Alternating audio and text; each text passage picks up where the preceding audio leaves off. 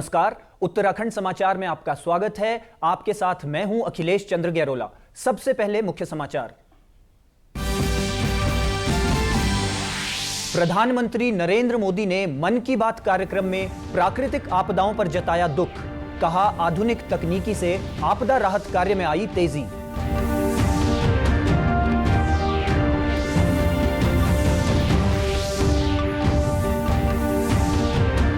चमोली के नंदानगर घाट बाजार में भूधसाव, जमीन में दरारें पड़ने से क्षतिग्रस्त हुए मकान और गौशालाएं। प्रशासन ने 64 लोगों को राहत शिविरों में पहुंचाया।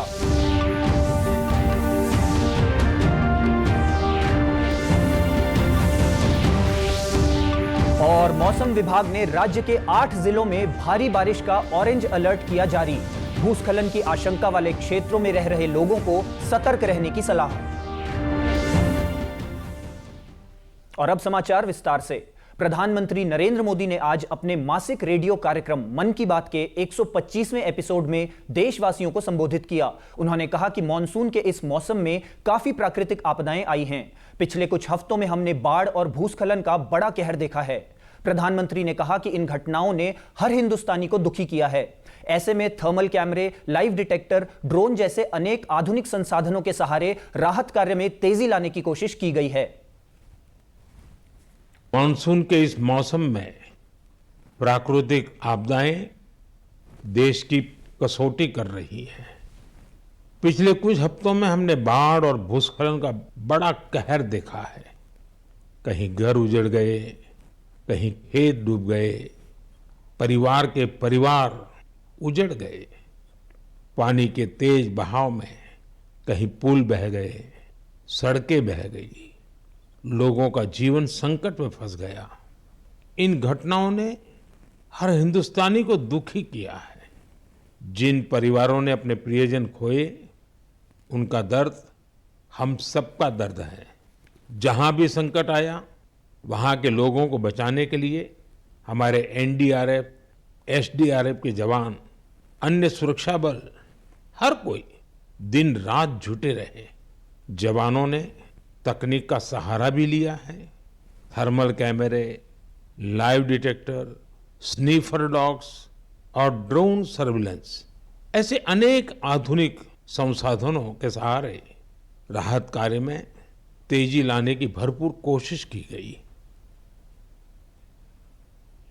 कैबिनेट मंत्री गणेश जोशी ने नया गांव में पार्टी कार्यकर्ताओं एवं स्थानीय जनता के साथ मन की बात के 125वें एपिसोड को सुना। कार्यक्रम के बाद उन्होंने कहा कि मन की बात कार्यक्रम के लिए सभी लोगों को 30 मिनट का समय अवश्य निकालना चाहिए। इसके माध्यम से प्रधानमंत्री न केवल नई जानकारियां देते हैं, बल्कि समाज हित में सकारात्मक बदलाव की दिशा में आगे बढ़ने की ऊर्जा भी प्रदान करते हैं। कि हमें मन की बात के लिए सिर्फ 30 मिनट लगते हैं, जरूर निकालने चाहिए। मन की बात में ऐसी ऐसी चीजों की जानकारी मिलती है जो हम लोगों को नहीं होती। जैसे आज प्रतिभा सेतु पोर्टल जो सिविल सर्विस की तैयारी करते हैं, मुझे खुद नहीं पता था पॉडकास्ट के बारे में। और हमारे वो जो नई जनरेशन है, जिस प्रकार जब भारत आजाद हुआ, हैदराबाद के नवाब की अलग रियासत थी, कैसे उसको सरदार पटेल जी ने अपने कब्जे में किया। तो कहने का तात्पर्य है कि ऐसी कई और जानकारियां हमें मन की बात से मिलती हैं। इसलिए हर व्यक्ति को मन की बात अवश्य सुननी चाहिए और निश्चित ही उसका लाभ जो है उस व्यक्ति को मिलता है। चमोली में लगातार हो रही भारी बारिश ने नंदानगर घाट बाजार को खतरे में डाल दिया है। यहां जमीन धंसने से बाजार के ऊपरी हिस्से में भू धसाव तेजी से बढ़ रहा है। हालात बिगड़ने पर प्रशासन ने बाजार और आसपास के घरों से लोगों को सुरक्षित स्थानों पर शिफ्ट कर दिया है। नंदानगर के कुंतरी लग्गा फाली इलाके में शुक्रवार को अचानक जमीन पर बड़ी दरारें दिखाई दी। इसके बाद इलाके में भू धसाव तेज हो गया। इससे एक मकान और 3 गौशालाएं पूरी तरह ध्वस्त हो गईं, जबकि 16 आवासीय भवन खतरे की जद में आ गए हैं। प्रभावित परिवारों को सुरक्षा के लिहाज से राहत शिविरों में रखा गया है। प्रशासन ने 2 बारात घरों को राहत शिविर बनाया है। एक में 34 और दूसरे में 30 लोगों को ठहराया गया है। इस समय कुल 64 लोग शिविरों में रह रहे हैं। स्थिति का जायजा लेने पहुंचे उप जिलाधिकारी राजकुमार पांडे ने कहा कि प्रभावित परिवारों को डीडीआरएफ, होमगार्ड, पीआरडी और पुलिस की मदद से राहत शिविर में शिफ्ट किया गया है और भोजन की व्यवस्था भी की गई है। उन्होंने प्रभावित ग्रामीणों को हर संभव मदद का भरोसा दिलाया और अधिकारियों को क्षेत्र की लगातार निगरानी के निर्देश दिए। निरीक्षण के दौरान नवनिर्वाचित जिला पंचायत अध्यक्ष दौलत सिंह, ब्लॉक प्रमुख हेमा नेगी और तहसीलदार दीप्ति शिखा भी मौजूद रहे। इस खबर पर ज्यादा जानकारी के लिए रुख करते हैं चमोली में हमारे संवाददाता शेखर रावत का। शेखर, ये बताइए, भूधसाव की इस घटना के बारे में आपके पास क्या जानकारी उपलब्ध है? अखिलेश जी, मैं ये बता दूं कि लगातार क्षेत्र में बहुत बारिश जारी है और जिसके चलते नंदानगर घाट में भूधसाव के चलते काफी मकान और दुकानों को खतरा पैदा हो गया है जी। और इन प्रशासन द्वारा इन दुकानों और मकानों से लोगों को सुरक्षित बाहर निकाल लिया गया है और इन्हें 2 राहत शिविरों में शिफ्ट किया गया है जी। इन राहत शिविरों में प्रशासन द्वारा उन्हें हर तरह की सुविधाएं मुहैया कराई जा रही हैं और यही नहीं, प्रशासन द्वारा वहां पर पुलिस, होमगार्ड, पीआरडी और डीडीआरएफ के जवानों की तैनाती की है।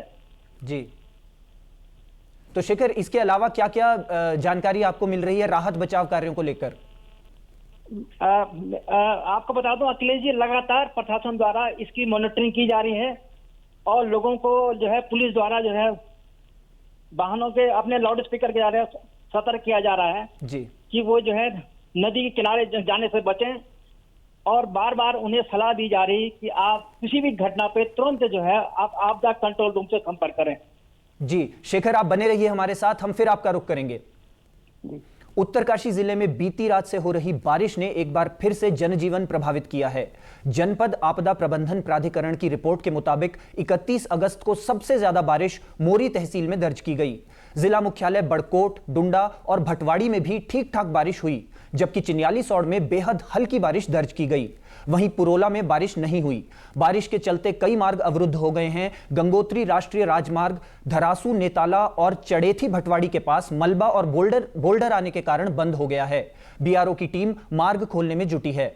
यमुनोत्री राष्ट्रीय राजमार्ग सिलाई बैंड, जंगल चट्टी, बनास और नारद चट्टी के पास बंद पड़ा है। जंगल चट्टी और डाबरकोट के पास मार्ग खोलने का काम जारी है। वहीं बड़कोट डामटा विकासनगर राष्ट्रीय राजमार्ग, उत्तरकाशी सुआखोली देहरादून मार्ग और उत्तरकाशी लंबगांव मोटर मार्ग यातायात के लिए सुचारू हैं। लगातार बारिश से भागीरथी, यमुना और टॉस नदियों का जलस्तर भी बढ़ा हुआ है। मौसम विभाग ने राज्य के 8 जिलों में भारी बारिश का ऑरेंज अलर्ट जारी किया है। देहरादून, उत्तरकाशी, रुद्रप्रयाग, चमोली, चंपावत, ऊधम सिंह नगर, पिथौरागढ़ और बागेश्वर में कहीं कहीं भारी से बहुत भारी बारिश होने का अनुमान जताया गया है। अन्य जिलों में भी तेज बारिश के आसार हैं। मौसम विभाग ने भूस्खलन की आशंका वाले संवेदनशील क्षेत्रों में रह रहे लोगों को सतर्क रहने की सलाह दी है। चारधाम या अन्य स्थानों की यात्रा करने वाले लोगों को खड़ी ढलानों के पास संभल कर चलने को कहा गया है। नदी नालों में और निचले इलाकों के नजदीक रहने वाले लोगों और बस्तियों को भी सावधान रहने की जरूरत है। साथ ही राज्य सरकार को लोगों की सुरक्षा की दृष्टि से आवश्यक कार्रवाई करने की सलाह दी गई है। सोमवार और मंगलवार को भी देहरादून, उत्तरकाशी, बागेश्वर समेत कुछ जिलों में भारी बरसात का अलर्ट है, जबकि 2 सितंबर से बारिश में हल्की कमी आएगी। मॉनसून सीजन में डेंगू और मलेरिया जैसी बीमारियों की रोकथाम के लिए ऋषिकेश नगर निगम ने तैयारियां तेज कर ली हैं। नगर निगम में इस संबंध में एक बैठक का आयोजन किया गया, जिसमें मेडिकल, सीवर, जल संस्थान, वन विभाग से संबंधित अधिकारी उपस्थित रहे। बैठक में मेयर शंभू पासवान ने सभी विभागों को निर्देश दिए कि शहर में पानी जमा होने वाले इलाकों की तुरंत पहचान कर वहां छिड़काव और फॉगिंग की जाए।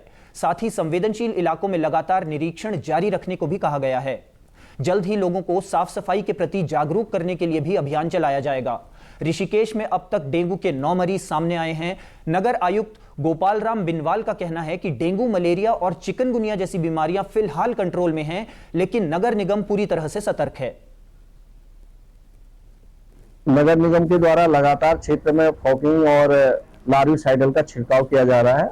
इसके लोगों को अवेयर करने के लिए अवेयरनेस प्रोग्राम भी किया जा रहा है।